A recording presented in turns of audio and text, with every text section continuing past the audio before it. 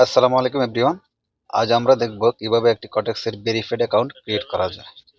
আমরা প্রথমে আমাদের টেলিগ্রামে চলে যাব। টেলিগ্রামে গিয়ে আমাদের এই লিঙ্কে ক্লিক করব।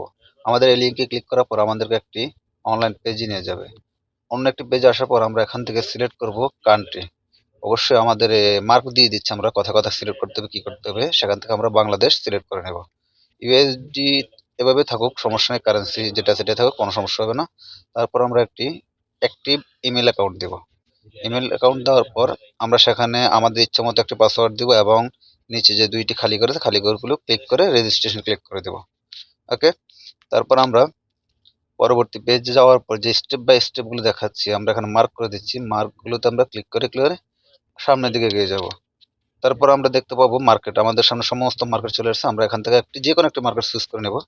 তো আমি এখান থেকে ইউএসডি বিআরএল নিলাম। তারপর যে অপশনটা আসলো সেখান থেকে আমরা স্ক্রল করে দিলাম। ওকে। এখন আমাদের কাজ হচ্ছে যে সামনে যে পেজটা আসলো ওইটা আমরা এখান থেকে কেটে দেবো। কেটে দিয়ে তারপর আমরা আমাদের অ্যাকাউন্টে আসবো। অ্যাকাউন্টে আসার পর আমরা নিচে যে মানুষের মতো আইকনটি দেখতে পাচ্ছি আমরা সেখানে ক্লিক করব। সেখানে ক্লিক করার পর আমাদের সামনে এমন পেজটি আসবে। আসলে আমরা উপরে দেখি আমাদের এখানে লেখা আছে নট ভেরিফাই, এখানে নিচেও লেখা আছে নট ভেরিফাই।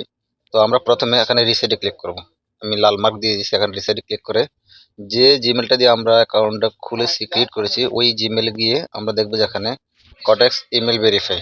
তো আমরা সেই ভেরিফাই ক্লিক করে ইমেল কনফার্ম ভেরিফাইতে ক্লিক করব। ক্লিক করে আমাদেরকে আবার আমাদের অ্যাকাউন্টে নিয়ে যাবে। তো আমরা এখানে এটা একটা ডেস্কটপ মোডে আছে, আমরা এটাকে আবার আগের মতো করে নিয়ে নেব। ডেস্কটপ সাইড থেকে আমরা আবার মোবাইল সাইডে নিয়ে যাব। ওকে।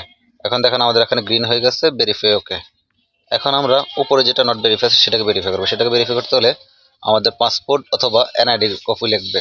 পাসপোর্টে যেভাবে নাম আছে বা এনআইডিতে যেভাবে নাম আছে, ভোটার আইডিতে যেভাবে নাম আছে ঠিক হুবহু ওইভাবে নামটা এখানে আমরা লিখে দেব। হুবহু ঠিক ওইভাবে লিখতে হবে, কেমন? তারপর আমরা এখানে আমাদের জন্ম তারিখ দিয়ে দেব।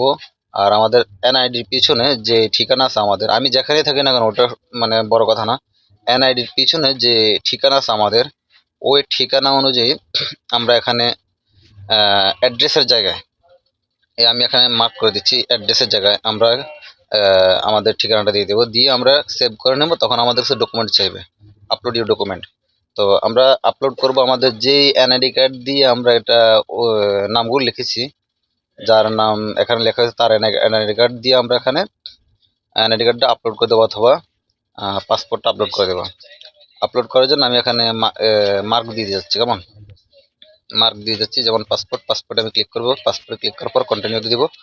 কন্টিনিউতে দেওয়ার পর এখানে পাসপোর্ট ফটো পেজ এখানে ক্লিক করব। করলে আমাকে গ্যালারিতে নিয়ে যাবে। গ্যালারি থেকে যেখানে আমার পাসপোর্টটা আছে অথবা এনআইডি কার্ডের ফটোকপি আছে সেখানে ক্লিক করে আমি এনআইডি কার্ড অথবা পাসপোর্টটাকে আপলোড করবো। আপলোড করার 30 সেকেন্ডের মধ্যে ভেরিফাই হয়ে যাবে।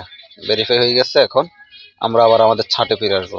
চার্টে যে অ্যাকাউন্ট আছে অ্যাকাউন্টে চার্টে ফিরে আসবো। ওকে। দেন আমাদের অ্যাকাউন্ট ভেরিফাই করা শেষ এবং অ্যাকাউন্ট ক্রিয়েট করা শেষ। আমরা চাইলে আমাদের অ্যাকাউন্টটাকে এভাবে সুরক্ষিত রাখতে পারি। মনে রাখবেন, যদি আপনি লিগেলভাবে আপনার অ্যাকাউন্ট ভেরিফাই করেন তাহলে আপনার অ্যাকাউন্ট কখনোই ব্যান হবে না, কখনোই ব্লক হবে না। আর যদি মনে করেন এমনিতেই অ্যাকাউন্ট খুলে রাখছেন, ডিপোজিট করে ফেলেন, তাহলে যে কোনো মুহূর্তে আপনার অ্যাকাউন্ট হারিয়ে যেতে পারে অথবা ব্লক, ব্যান যে কোনো কিছু হয়ে যেতে পারে।